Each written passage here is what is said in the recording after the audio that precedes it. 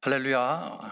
주의 이름으로 평안의 인사를 전하며 또 우리 예배실에 모여서 함께 예배하시는 모든 성도님들을 주님의 이름으로 환영합니다. 오늘은 성령 강림절입니다. 2000년 전 오순절에 120명의 성도들에게 임재하셨던 성령님의 역사가 2020년을 살아가고 있는 저와 여러분의 삶의 자리 가운데도 함께하기를 소망하는 마음으로 함께 이 시간 예배의 자리로 나아가기를 바랍니다. 이제 각자의 자리에서 일어나셔서 찬송 21장 다 찬양하여라 함께 찬송하시겠습니다.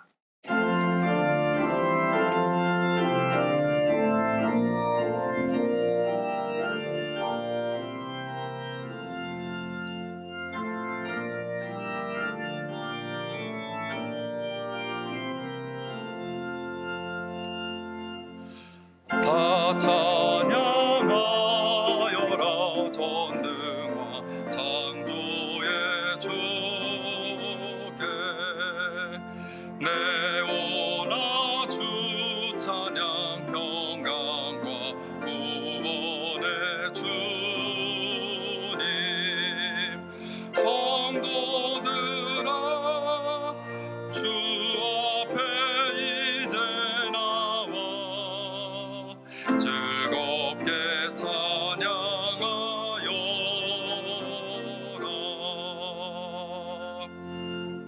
다 찬양하여라 놀라운 만유의 주께 포근한 날개민들 품어 주시는 주님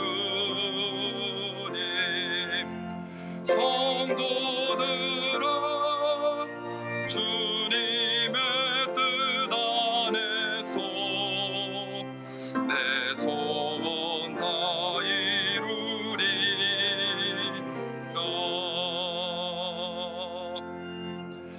다 찬양하여라 온몸과 마음을 바쳐 이 세상 만물이 주 앞에 다 나와 찬양 성도들아 기쁘게 소리 높여 영원히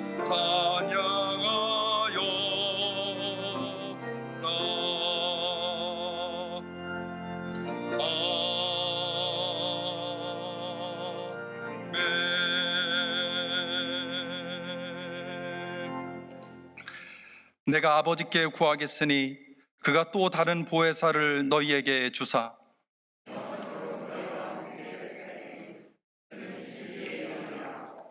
성령께서 모든 것을 가르쳐 주실 것이며 또 내가 너희에게 말한 모든 것을 생각나게 하실 것이다. 아멘. 이제 자리에 앉으셔서 마음을 모아서 한 목소리로 회중의 공동기도 올려드리겠습니다. 내 안에 늘 살아계시는 주님, 늘 동행하시고 늘 말씀하시니 감사합니다. 주님 한 분이면 충분하다는 고백이 나의 입술과 삶의 고백이 되게 하옵소서. 진리의 영 안에서 자유롭게 하시고 주님의 말씀과 행하신 일들로 내 생각을 채워 주옵소서. 나의 생각이 아닌 세상의 목소리도 아닌 다만 성령님의 음성을 좇아 순종하는 믿음을 주옵소서. 예수님의 이름으로 기도합니다. 아멘.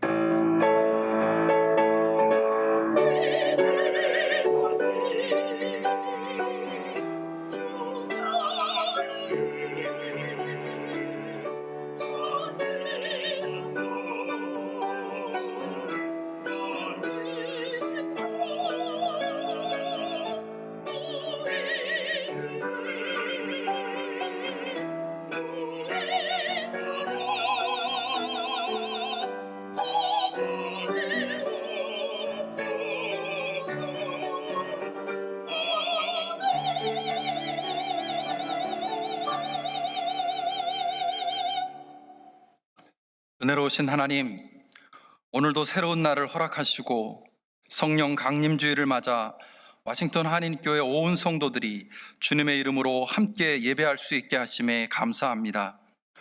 특별히 팬데믹으로 인해 예배실에 함께 모여 예배드리지 못한 1년 3개월의 시간 동안 우리 교회와 성도들을 주님의 날개 그늘 아래에서 눈동자와 같이 지키시고 보호해 주셨다가 지난 주일부터 현장 예배를 다시 시작할 수 있게 하심에 감사합니다. 이제 다시 모여 예배하기 시작한 우리에게 긍휼을 베푸셔서 믿음의 길을 가는 우리 모두가 함께 모여 예배하고 성경 공부하고 성도의 교제를 나누는 일이 다시는 중단되지 않도록 은총을 허락해 주시기를 기도합니다. 이제 부분적으로 재개된 현장 예배가 이전의 모습으로 온전히 회복될 수 있기를 위해 기도하는 가운데 기대하는 마음으로 준비하고 있습니다. 모든 준비의 과정 가운데 함께 하셔서 온 성도가 함께 모여 안전하게 기쁨과 감사 가운데 예배할 수 있는 길이 열리도록 은혜를 허락해 주옵소서.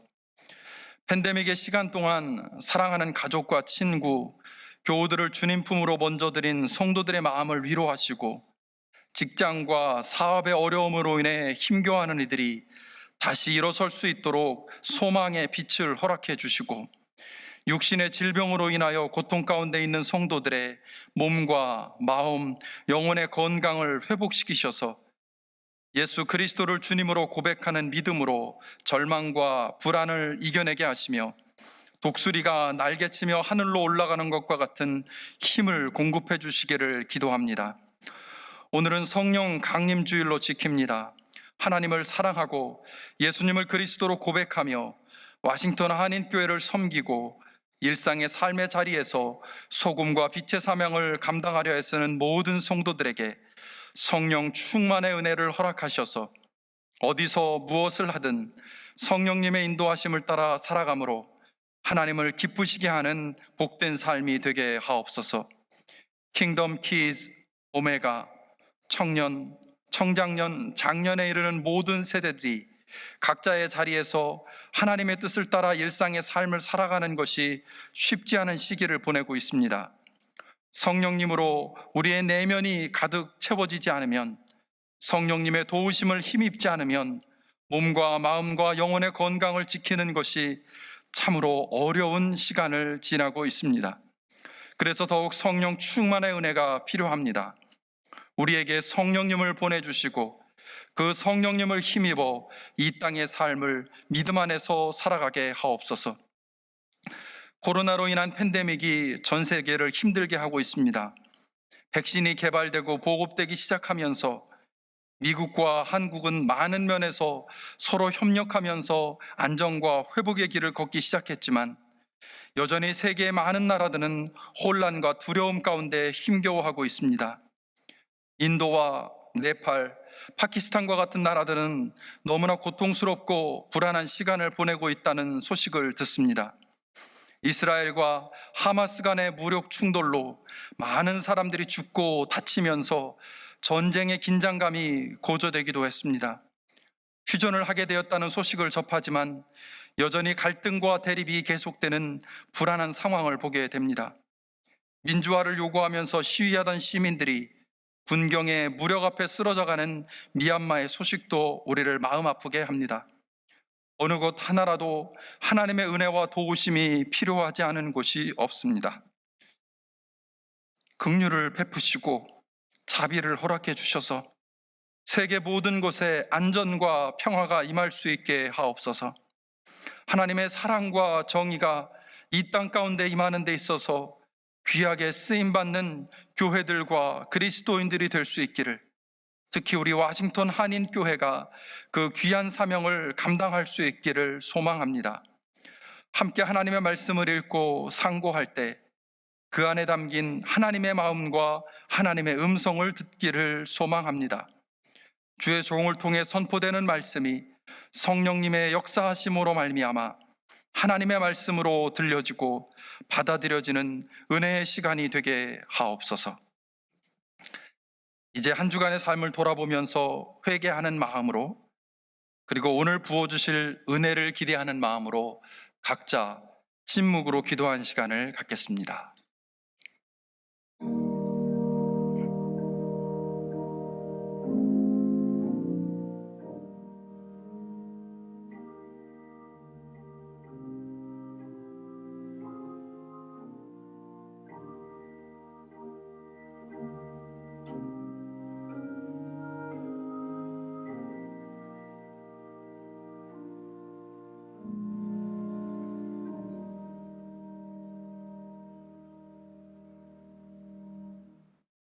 예수 그리스도의 십자가의 은혜를 힘입어 오늘도 주님 앞에 나아갑니다.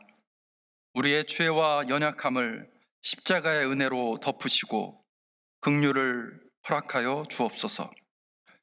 이제 우리의 마음을 하나로 모아 한 목소리로 주님이 가르쳐준 기도를 올려드립니다. 하늘에 계신 우리 아버지여, 이름이 거룩히 여김을 받으시오며 나라가 임하시오며 뜻이 하늘에서 이루어진 것 같이 땅에서도 이루어지이다. 오늘 우리에게 일용할 양식을 주시옵고 우리가 우리에게 죄 지은 자를 사하여 준 것 같이 우리의 죄를 사하여 주시옵고 우리를 시험에 들게 하지 마시옵고 다만 악에서 구하시옵소서. 나라와 권세와 영광이 아버지께 영원히 있사옵나이다. 아멘.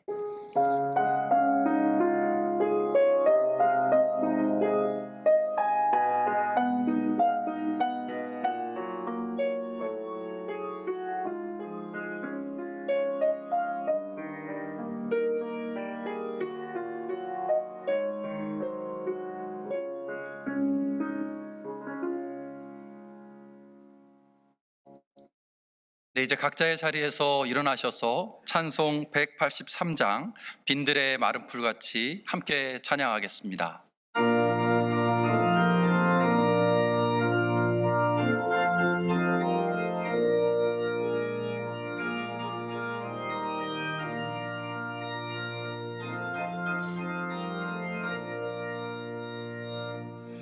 빈들의 마른 풀같이 시들은 나의 영혼, 주님이 약속한 성령 간절히 기다리네. 가물어 메마른 땅에 단비를 내리시듯 성령의 단비를 부어 새 생명 주옵소서. 한가운 빗소리 들려 산천이 춤을 추네. 봄비로 내리는 성령 내게도 주옵소서. 가물어 메마른 땅에 단비를 내리시듯 성령의 단비를 부어 새 생명 주옵소서. 절 따라 우러를래 조목이 무성하니 갈급한 내 심령 위에 성령을 부소서. 메마른 땅에 단비를 내리시듯 성령 단비를 부어 새 생명 주옵소서. 참되신 사랑의 언약 어길 수 있사오랴. 오늘의 흡족한 은혜 주실 줄 믿습니다. 가물어 메마른 땅에 단비를 내리시듯 성령의 단비를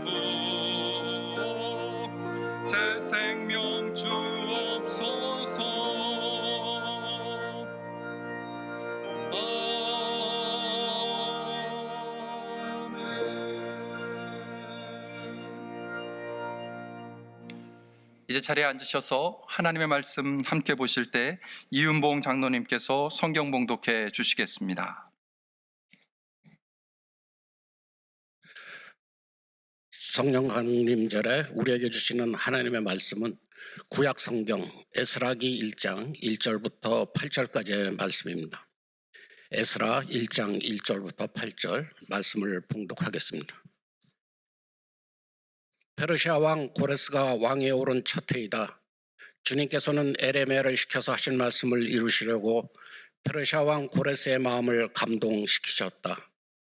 고레스는 온 나라에 명령을 내리고 그것을 다음과 같이 조서로 써서 돌렸다.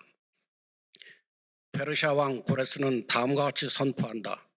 하늘의 주 하나님이 나에게 이 땅에 있는 모든 나라를 주셔서 다스리게 하셨다. 또 유다에 있는 예루살렘에 그의 성전을 지으라고 명하셨다.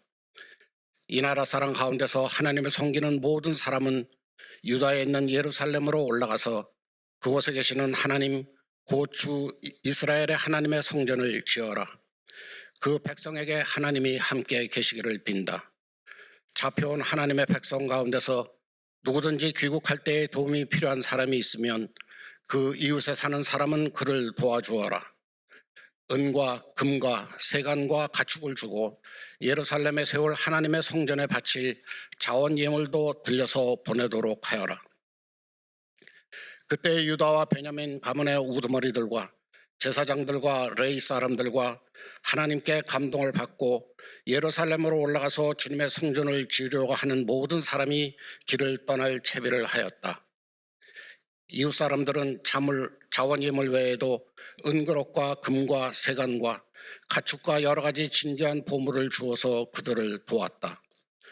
더욱이 고레스 왕은 주님의 성전에 속하여 있던 여러 가지 그릇까지 꺼내오게 하였는데 그것들은 느부갓네살이 예루살렘에서 가지고 가서 자기 신전에 둔 것이다.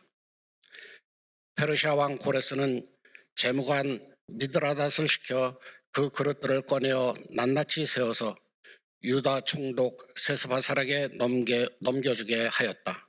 이것은 하나님의 말씀입니다.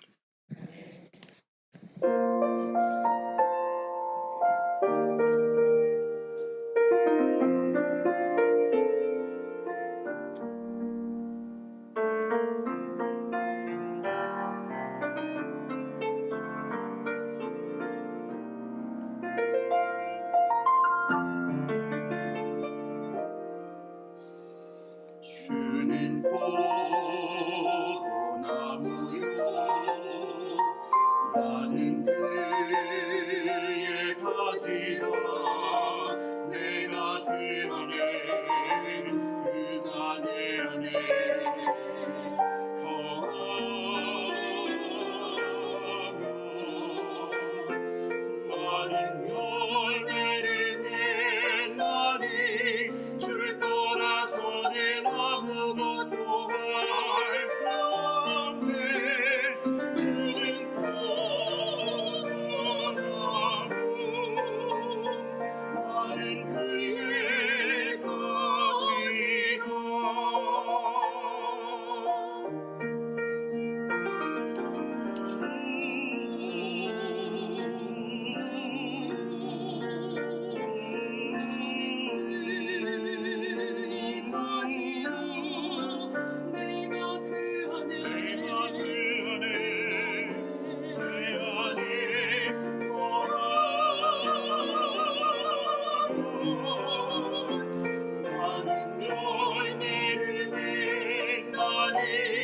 주를 떠나서는 아무것도 할 수 없네. 주는 포도나무 나는 그의 가지라.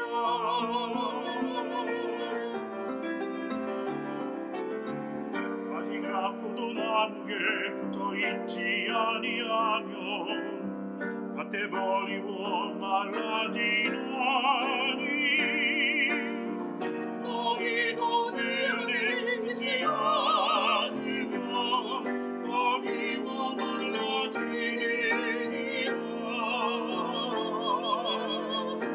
내 안에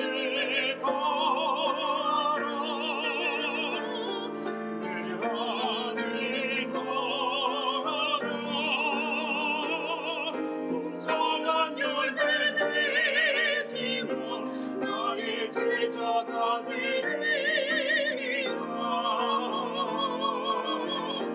나의 사랑 안에 거하라. 나의 사랑 안에 거하라. 내 기쁨 너희 안에서 충만케하리라.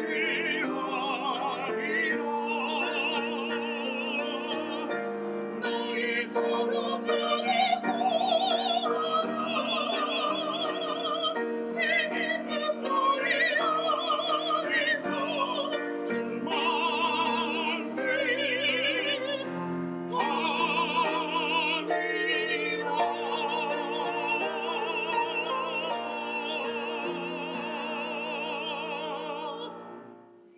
아멘.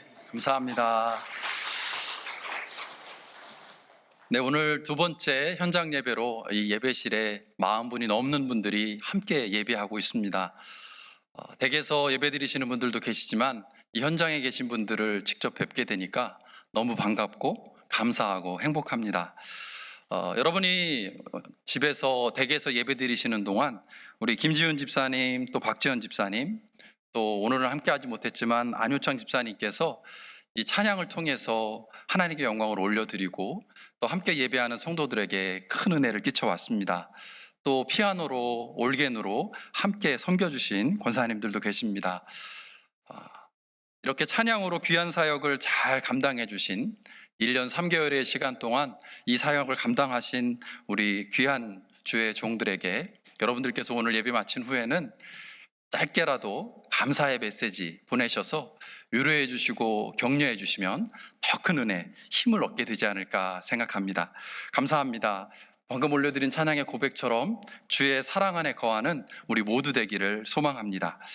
오늘은 성령 강림절입니다. 성령 강림절은 사도행전 2장에 나오는 제자들의 성령 체험을 기념하기 위해서 교회력으로 정해진 절기입니다. 예수님은 부활하고 승천하시기 전에 예루살렘을 떠나지 말고 내게서 들은 아버지의 약속을 기다려라 라고 사도행전 1장 4절에서 말씀하셨습니다. 이것을 기억하고 오순절 절기에 마가의 다락방에 모여 함께 기도하던 120명의 제자들과 성도들이 그들 가운데 갑자기 임한 성령 충만을 경험하게 됩니다.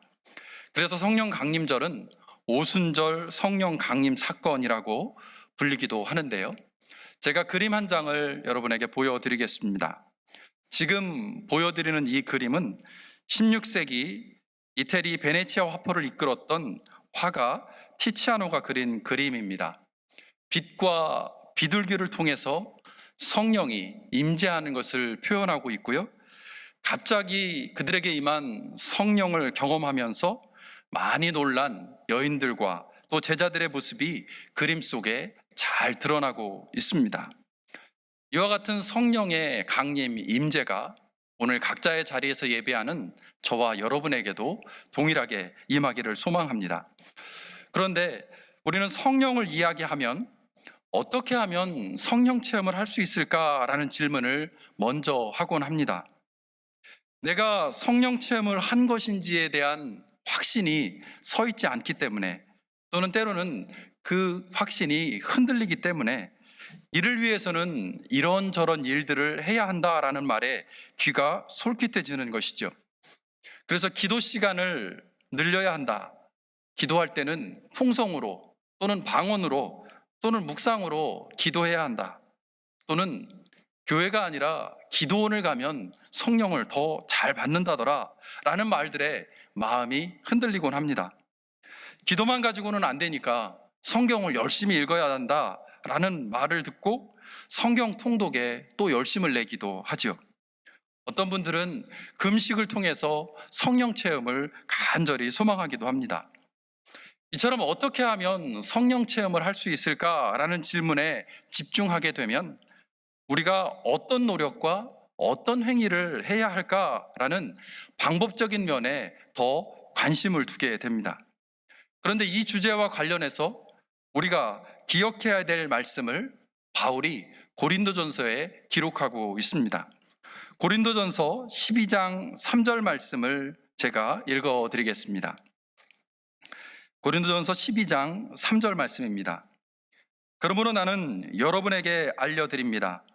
하나님의 영으로 말하는 사람은 아무도 예수는 저주를 받아라 하고 말할 수 없고, 또 성령을 힘입지 않고서는 아무도 예수는 주님이시다 하고 말할 수 없습니다. 바울은 하나님의 영, 성령이 아니면 예수님을 주님으로 고백할 수 없다라고 말하고 있습니다. 이 말을 다시 생각해 보면, 만약 우리가 예수님을 주님, 그리스도라고 믿고 고백하는 단계에 이르렀다면 저와 여러분은 이미 성령을 체험한 것이다 라는 의미가 담겨 있습니다. 오늘 예배자로 주님 앞에 선 성도님들이 예수님을 주님으로 고백하고 예수님을 그리스도로 믿는 믿음 안에 서 있다면, 예수님을 저주하는 자들이 아니라 예수님을 찬양하는 자들이라면 여러분 안에는 이미 성령이 임재하고 계시고 여러분은 이미 성령을 체험하신 분이라는 것을 의심하지 않으셔도 된다라는 것입니다. 더 이상 성령 체험을 위해서 특별한 방법, 특별한 장소, 특별한 만남을 찾지 않으셔도 여러분 안에는 성령님께서 이미 임재하고 계시고 역사하고 계시다라는 것이죠. 그렇다라고 하면 이미 우리 안에 임재하신 성령님의 감동을 따라서 그 이후에는 어떻게 살아야 할까를 고민하는 것이 우리에게 주어진 과제임을 생각해 보게 됩니다. 그런 관점에서 오늘 에스라 1장의 말씀을 함께 상고하려고 합니다. 에스라 1장의 말씀을 함께 읽고 묵상하는 가운데 성령의 임재를 경험한 우리가 어떻게 살아야 할지 그 질문에 대한 성경의 대답을 찾기를 소망합니다. 70년 포로 생활을 마치고 1차 포로 귀환 공동체가 어떻게 바벨론을 떠나게 되었는지를 알려주는 것이 에스라기 1장의 말씀입니다. 제2의 출애굽이라고 불리는 출바벨론을 통해서 이스라엘이 새로운 출발을 하고 있는 모습을 오늘 본문이 우리에게 알려주고 있는데요. 특별히 오늘 본문을 읽다 보면 우리가 주목하게 되는 말씀을 보게 됩니다. 1절과 5절 말씀인데요. 우리 장로님께서 읽어주셨지만 다시 한번 제가 1절과 5절 말씀을 읽어볼 텐데요. 공통적으로 어떤 표현이 나오고 있는지 살펴보시기를 바랍니다. 페르시아 왕 고레스가 왕위에 오른 첫 해이다. 주님께서는 예레미야를 시켜서 하신 말씀을 이루시려고 페르시아 왕 고레스의 마음을 감동시키셨다. 고레스는 온 나라에 명령을 내리고 그것을 다음과 같이 조서로 써서 돌렸다. 5절입니다. 그때 유다와 베냐민 가문의 우두머리들과 제사장들과 레위 사람들과 하나님께 감동을 받고 예루살렘으로 올라가서 주님의 성전을 지으려고 하는 모든 사람이 길을 떠날 채비를 하였다.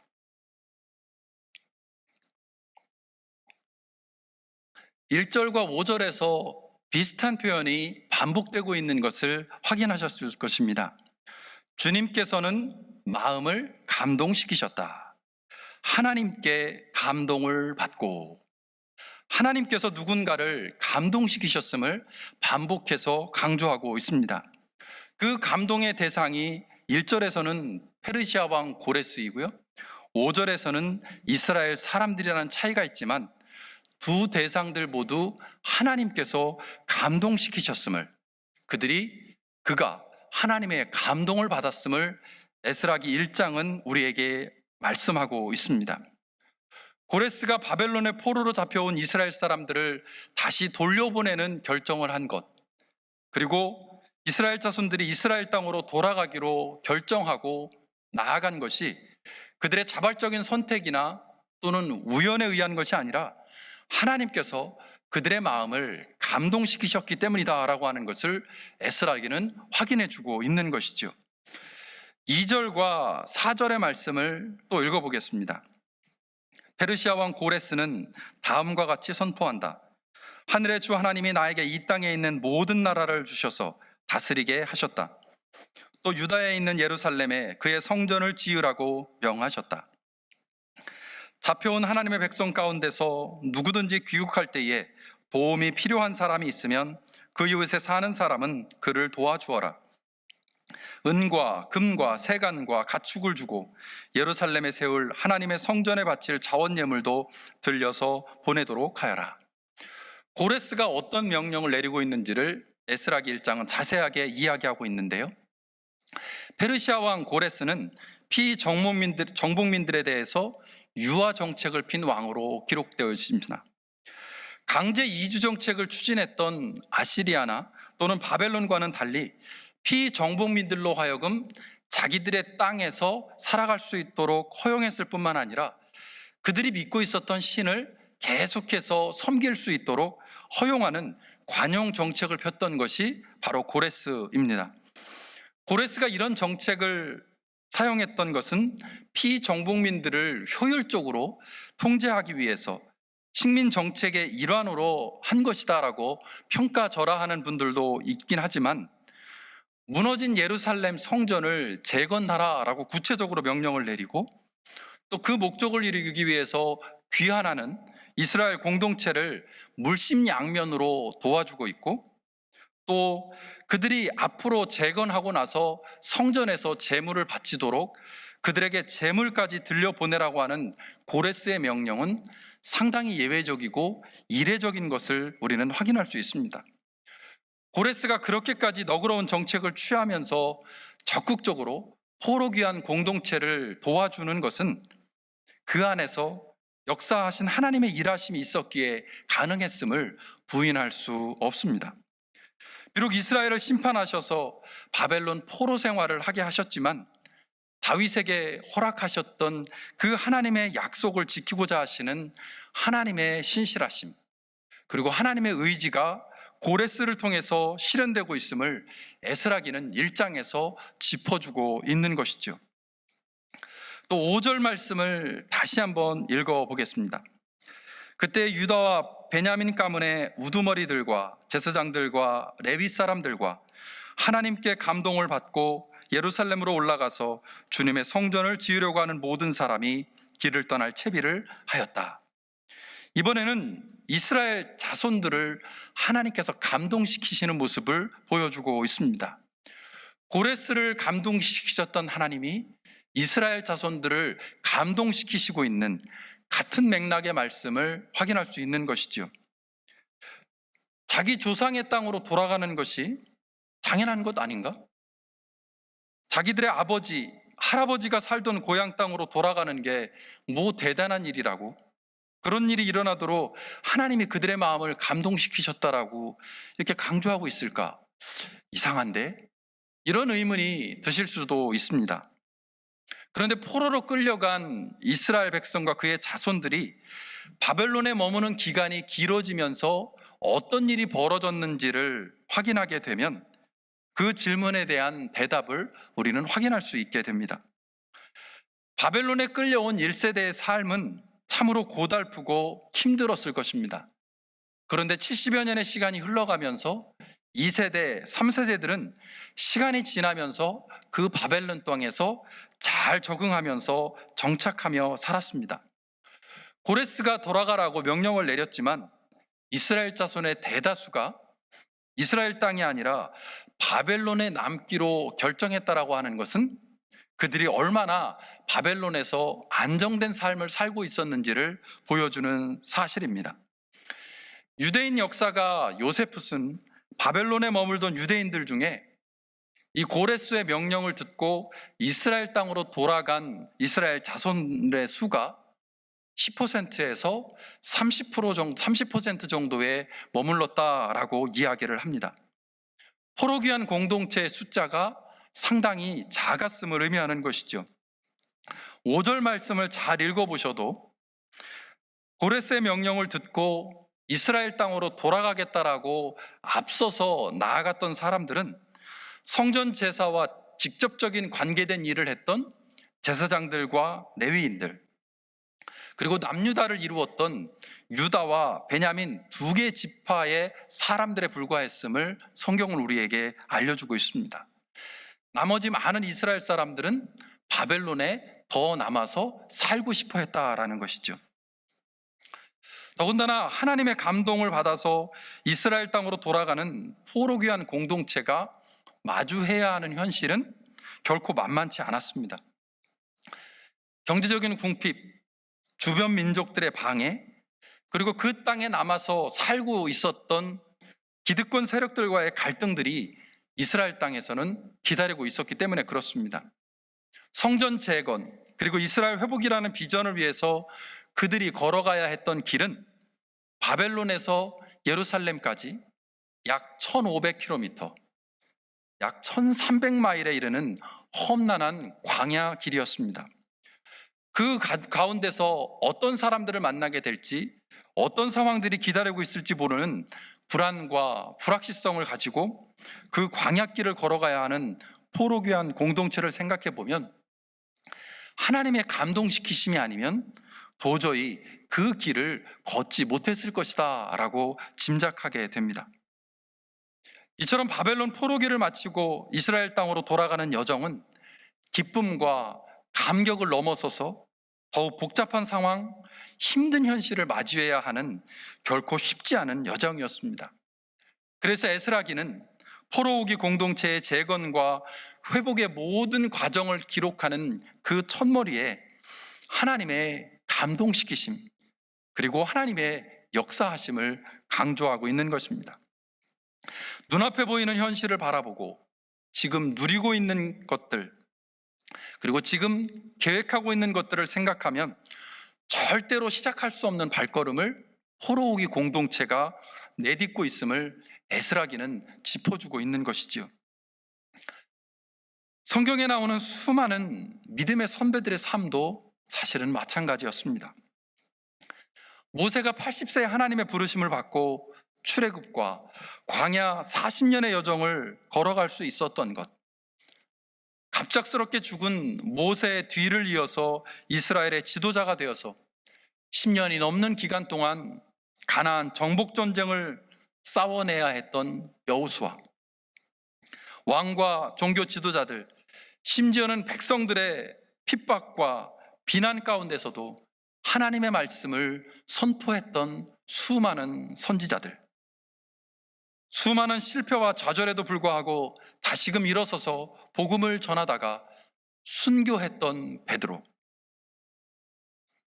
회심해서 자신이 가진 모든 것을 배설물로 여기고 이방 민족들을 향해서 복음을 전하다가 이 땅에서의 삶을 마감했던 사도 바울, 그 외에도 수천 년의 시간 동안 기독교 역사에서 많은 흔적을 남긴 믿음의 선배들이 그 길을 걸어갈 수 있었던 것은 오직 하나님의 감동시키심, 성령님의 감동이 있었기 때문임을 성경과 역사는 우리에게 증거하고 있습니다. 여기서 우리는 하나님의 감동을 따라 살아가기 위해서, 하나님의 감동시키심에 순종하기 위해서 우리에게 무엇이 필요한가라는 질문을 하게 됩니다. 아무리 하나님께서 우리를 향해서 대단한 계획과 목적을 갖고 계시다고 해도, 우리가 아무리 하나님의 감동을 경험한다고 해도 그것만으로는 우리의 현실 속에서 실제적으로 일어나는 일은 아무것도 없을 수 있기 때문에 그렇습니다. 아무리 많이 열심히 기도한다고 해도, 아무리 열심을 내서 성경을 읽고 통독한다고 해도, 아무리 열심히 금식을 한다고 해도, 그래서 성령의 체험을 하고 성령의 감동시키심을 누린다고 해도 거기에 멈추어 선다면 우리의 현실의 삶 속에서는 자칫하면 아무 일도 일어나지 않을 수 있기 때문에 그렇습니다. 그 성령의 감동하심과 성령의 체험이 우리로 하여금 영적인 교만에 빠지게 하고 영적인 우월감을 갖는 것으로 끝날 수 있는 위험이 있기 때문에 그렇습니다. 그래서 성령의 감동시키심과 성령 체험이 구체적으로 실현되고 가능해지기 위해서는 한 가지가 더 필요합니다. 그게 뭘까요? 오늘 본문에 나오는 이스라엘 자손들의 모습 속에서 그것이 무엇인지를 발견하게 됩니다. 그것은 바로 용기입니다. 지금 누리고 있는 편안함을 넘어 더욱 가치 있고 의미 있는 일을 시작하기 위해서 안정된 현실에 만족하지 않고 하나님이 기뻐하시는 일을 하기 위해서 불안하고 두렵지만 새로운 여정을 시작할 수 있는 용기가 우리에게 있어야 합니다. 바벨론에 정착하여 살고 있었던 이스라엘 자손들, 특별히 2세대, 3세대, 그들은 그곳에서 안정되고 편안한 삶을 살기까지 참 많은 노력과 희생을 해야 했을 것입니다. 우리 성도님들도 이민 1세대, 2세대, 3세대를 거치면서 코리안 아메리칸으로서 이곳에 자리 잡기까지 고난과 역경의 시간을 견디어 오셨기에 이스라엘 자손들의 마음과 형편을 충분히 짐작할 수 있으리라 생각됩니다. 그런데 그와 같은 하나님의 감동시키심이 임할 때, 성령님을 통한 깨달음과 도전이 느껴질 때 이스라엘 자손들은 머리로만 인정하고 마음속으로 묻어두는 것으로 멈추지 않았습니다. 그들은 하나님의 감동을 따라 결단하고 손과 발을 움직여 행동했습니다. 피와 땀으로 바벨론에 이루어 놓았던 그 모든 것들을 다 내려놓고 1500km, 1300마일의 광야길로 발걸음을 내디뎠습니다.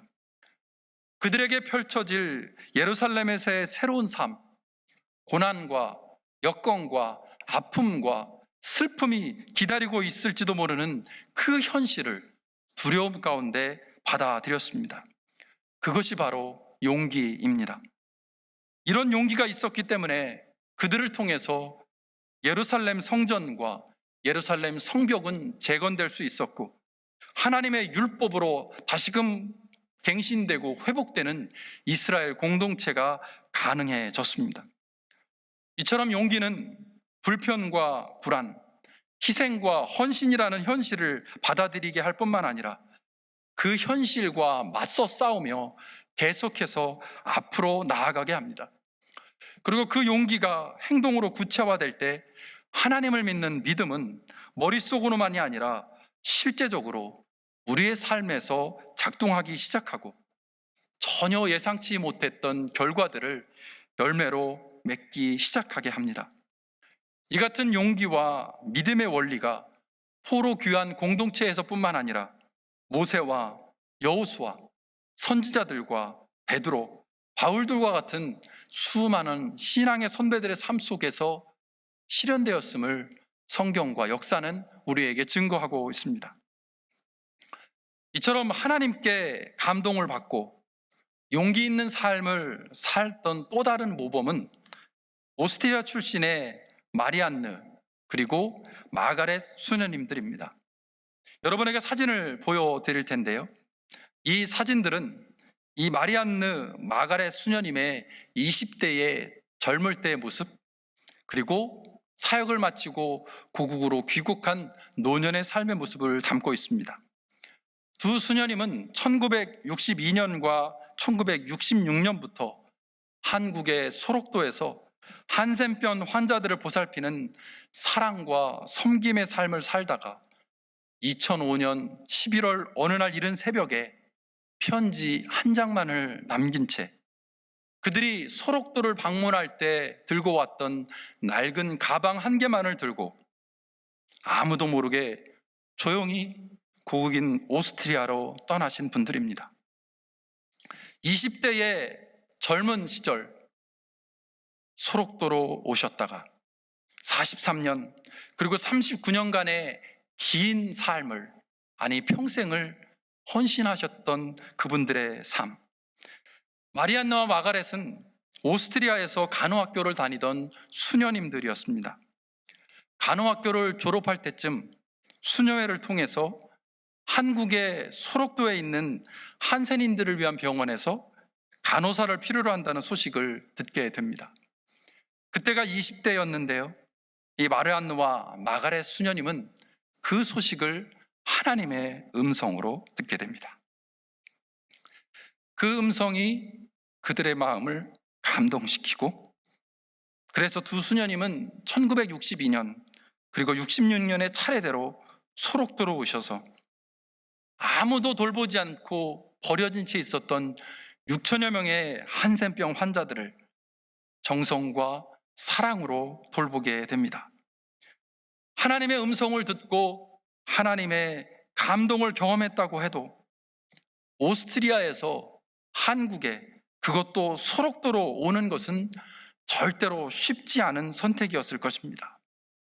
월급 한 번 받은 적도 없이 침대 외에는 아무런 가구도 없는 그 작은 방에 살면서 평생 동안 한센병 환자들을 사랑과 헌신으로 섬긴 것은 용기와 믿음이 없었으면 불가능한 일이었을 것입니다.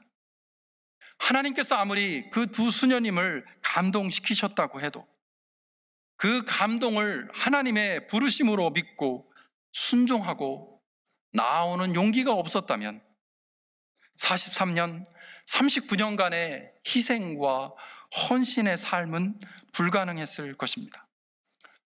하나님의 감동을 받은 이후에 그 감동이 용기 있는 삶으로 이어질 때 아름다운 열매, 하나님의 사랑의 흔적이 맺혀지게 됨을 마리안누와 마가렛 수녀님의 삶은 우리에게 증거하고 있습니다.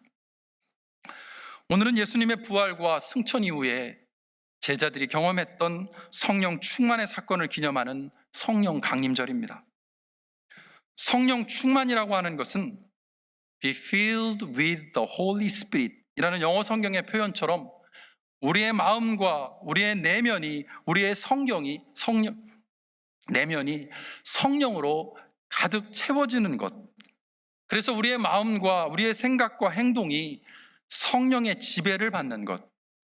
Be controlled by the Holy Spirit. 이것을 의미합니다. 우리에게 가득 채워지는 성령님을 경험하고 그 성령님의 지배를 받게 될 때 저와 여러분이 가장 먼저 해야 할 일은 그 이끄심을 따르기로 결단하는 용기를 내는 것입니다. 어떤 일이 벌어질지 모르는 미래의 불확실성을 안고 성령님의 인도하심을 따라 첫걸음을 내딛는 용기, 그 용기가 하나님을 내 삶의 주인으로 고백하고 그 고백을 따라가는 믿음을 의미하기 때문에 그렇습니다. 성령의 충만함은 우리의 감정이 일시적으로 흥분되거나 고조되는 것을 의미하는 것이 아니라 그것이 우리의 마음을 움직이고 용기 있는 결단과 행동으로 이끄는 것을 의미함을 오늘 우리는 다시 한번 기억해야 할 것입니다. 모든 현실적인 상황과 이유들을 내려놓고 우리의 계획과 소망을 내려놓고 우리에게 전해지는 하나님의 감동에 순종하기로 결단하고 용기 내어 첫걸음을 내디딜 때 그 위의 발걸음은 하나님께서 인도하시리라 믿습니다. 성령 강림절을 맞아 하나님께 감동을 받고 그 성령님의 감동에 순종하는 용기로 믿음의 길을 걸어가는 저와 여러분이 될 수 있기를 간절히 소망합니다. 하나님의 음성을 듣고 계신가요? 하나님의 감동시키심을 느끼시나요? 용기 내어 첫걸음을 내딛는 저와 여러분이 될 수 있기를 주님의 이름으로 축원합니다. 기도하겠습니다. 은혜로우신 주님, 우리에게 성령의 충만함을 허락하셔서 예수님을 그리스도로 고백하는 믿음의 길을 걷게 하신 것 감사합니다. 우리에게 임한 성령님 흘려보내지 않고 그 성령님의 감동하심을 따라 하나님께서 이끄시는 대로 믿음을 가지고 용기를 가지고 나아갈 수 있도록 도와주옵소서. 그래서 우리를 통해서 하나님께서 계획하시고 하나님께서 꿈꾸시는 일들이 전혀 예상치 못했던 놀라운 일들이 이루어지는 것을 경험하는 은혜의 주인공들이 되게 하옵소서. 예수 그리스도의 이름으로 기도합니다. 아멘. 교회 소식을 전해드리겠습니다. 현장 예배에 대한 안내를 드리겠습니다.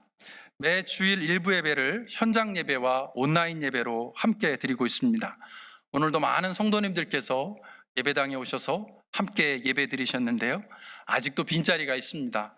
혹시 오늘 예배실에 못 오신 분들은 다음 주에 오셔서 함께 예배하는 기쁨을 경험하시기를 바랍니다. 예배 신청은 교회 홈페이지에 있는 링크를 통해서 하실 수 있습니다. 특별히 50명이라고 하는 제한이 있는데요. 이것은 개인 인원을 의미하는 것이 아니라 가정별 인원을 의미합니다. 즉 가족들은 붙어 앉으셔도 되기 때문에요. 50가정까지 함께 예배하실 수 있음을 기억해 주시기를 바랍니다. 3부 예배는 기존대로 월 1회 세 번째 주일에 현장 예배를 드리게 되고요. 영유아실에서의 일부 예배는 이제 드리지 않습니다. 자세한 안내와 신청은 홈페이지에 안내 글을 참조해 주시기 바랍니다. 지난 주일에 있었던 2, 4분기 합동임원회에서 안건들이 통과되었음을 알려드립니다. 성인 목회, 풀타임 부목회자를 청빙하는 것, 그리고 교회의 비상안전연구원 팀을 구성하는 것이 결정되었습니다. 모든 계획들이 순조롭게 성령님의 인도하심을 따라 진행될 수 있도록 기도해 주시기를 바랍니다. 어제 토요일 오전 시간에 이제 완성된 웨슬리 윙의 무브인 그리고 스프링 클리닝을 실시했습니다. 많은 분들이 함께 하셔서 도와주셨는데요. 감사 인사를 드리고 앞으로의 모든 과정도 순조롭게 진행될 수 있도록 기도해 주시고 또 협력해 주시기를 바랍니다. 전도사역부에서 알려드리는 사역리 전도훈련의 내용을 광고합니다. 전도의 사명을 감당할 수 있도록 사역리를 이용한 복음제시 훈련을 지난주부터 시작을 했는데요. 오늘까지 추가로 신청을 받으신다고 합니다. 매주 월요일 저녁 시간에 6주의 예정으로 전도사역부에서 실시하는 이 사역리 전도훈련, 우리 성도님들의 많은 관심과 참여를 부탁을 드립니다. 여선교회 장학생을 모집하고 있습니다. 신청서와 추천서 제출이 6월 21일까지 있는데요. 주변에 있는 분들에게도 알려주셔서 많은 학생들이 장학금 받을 수 있는 기회를 가질 수 있도록 도와주시기를 바라고요. 궁금하신 점은 이종훈 집사님께 문의해 주시기를 바랍니다. 우리 워싱턴 한인교회 장학생을 모집하고 있습니다. 꿈나무 장학금, 차세대 사역 장학금, 좌홍 윤치호 장학금, 전석구 장학금, 남선교회 장학금 등이 준비되고 있습니다. 5월 23일부터 6월 30일까지 접수를 받습니다. 자세한 내용은 교회 웹사이트에서 확인하실 수 있습니다. 이성원 장로님, 조기동 권사님 통해서 자세한 내용 또 안내 받으실 수 있습니다. 5월 DC 노숙자 사역이 5월 23일 오늘 진행이 됩니다. 기도로 함께 하셔서 은혜로운 시간 될 수 있도록 해 주시기를 부탁을 드립니다. 목회자 동정입니다. 김영훈 목사님께서 휴가 중이시고요. 테라리 목사님이 이제 휴가를 마치실 예정입니다. 담임 목사님과 테라리 목사님 안전하고 은혜로운 휴가의 여정을 보낼 수 있도록 계속해서 기도해 주시기를 바랍니다. 또 우리 교우 소식을 전하는데요. 그동안 우리와 함께 신앙생활 하셨던 유영목 고윤혜 집사님 가정이 이번 주 중에 한국으로 귀국할 예정이라는 소식을 듣습니다. 그동안 우리 워싱턴 한인교회에서 신앙생활을 했고요. 특별히 자녀들도 우리 킹덤 키즈에서 아주 예쁘게 함께 예배하고 신앙생활을 했는데요. 이제 한국으로 돌아가서도 좋은 교회 그리고 좋은 분들과의 만남을 통해서 신앙생활 잘 하실 수 있도록 기도해 주시고 축복해 주시길 바랍니다. 혹시 오늘 예배 가운데 함께 하셨으면 잠깐 앞으로 나와서 우리 성도님들에게 인사하시면 좋겠는데요. 못 오셨군요. 네, 제가 오늘 1부 예배 오신다는 소식을 들었는데 아마 2부 예배 오시는 것 같습니다. 이분들을 위해서 함께 기도해 주시기를 바랍니다. 이번 주 중에 예정되어 있는 모임, 청장년 기도 모임 기억하시고 청장년 분들은 많이 참여하셔서 함께 기도하시면 좋겠습니다. 이제 각자의 자리에서 일어나셔서 찬송 191장, 통일 찬송가로 427장 내가 매일 기쁘게 부르신 후에 헌금과 축복 기도로 예배를 마치겠습니다.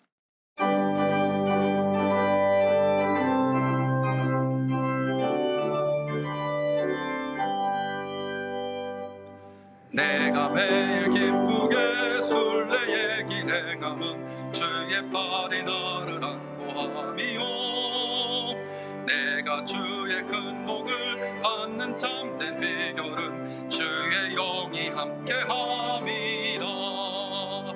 성령이 계시네, 할렐루야 함께 하시네. 좁은 길을 걸으며 밤낮 기뻐하는 곳 주의 영이 함께함이라. 전에 죄에 빠져서 평안함이 없을 때 예수 십자가의 공로 힘입어 그 발 아래 엎드려 참된 평화 얻음은 주의 영이 함께함이라. 성령이 대신에 할렐루야 함께 하시네. 좁은 길을 걸으며 밤낮 기뻐하는 곳 주의 영이 함께함이라. 나와 동행하시고 모든 염려하시니 나는 숲의 새와 같이 기쁘다. 내가 기쁜 마음으로 주의 뜻을 행함은 주의 영이 함께함이라. 성령이 계시네, 할렐루야 함께 하시네. 좁은 길을 걸으며 밤낮 기뻐하는 곳 주의 영이 함께함이라. 세상 모든 욕망과 나의 모든 정욕은 십자가에 이미 몫을 박았네. 모든 밤이 지나고 무거운 짐 벗으니 주의 영이 함께함이라. 성령이 계시네, 할렐루야 함께 하시네. 좁은 길을 걸으며 밤낮 기뻐하는 곳 주의 영이 함께함이라.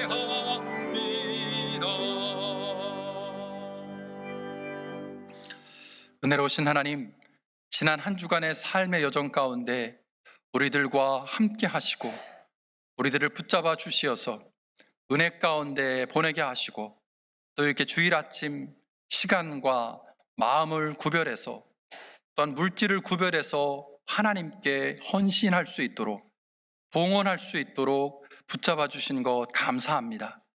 그 하나님의 은혜를 기억하며 모든 것이 하나님의 도우심과 축복으로부터 가능했음을 고백하며 인정하며 귀한 헌금을 올려드린 손길들을 주님 기억하시고 그들의 삶의 자리 가운데 더 큰 은혜 베푸셔서 하나님께 더 많이 감사할 뿐만 아니라 주변에 있는 이들에게 더 많은 은혜를 나누고 베풀 수 있는 축복의 통로가 되게 하여 주옵소서.